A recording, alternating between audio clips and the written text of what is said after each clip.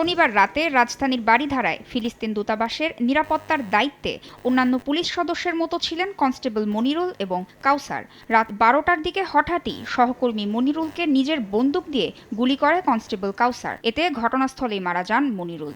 এ সময় হামলাকারীর এলোপাতাড়ি গুলিতে পাশে থাকা জাপান দূতাবাসের গাড়িচালক সাজ্জাদ হোসেন আহত হন। খবর পেয়ে ঘটনাস্থলে আসে পুলিশ সোয়াটের সদস্যরা।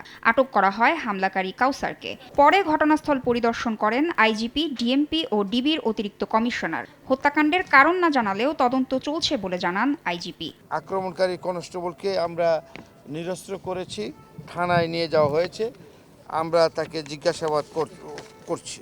আমরা তদন্ত করে দেখছি যে ব্যবস্থা নেওয়া দরকার। নিশ্চয়ই আপনারা জানেন যে আমরা এই বিষয়ে কাউকে তো কোনো ছাড় দেওয়ার কোনো সুযোগ নাই। কনস্টেবল কাউসার মানসিক ভারসাম্যহীন বলে জানা গেছে। নিহত মনিরুল ইসলামের বাড়ি নেত্রকোনায়। তার 3 বছরের একটি সন্তান রয়েছে।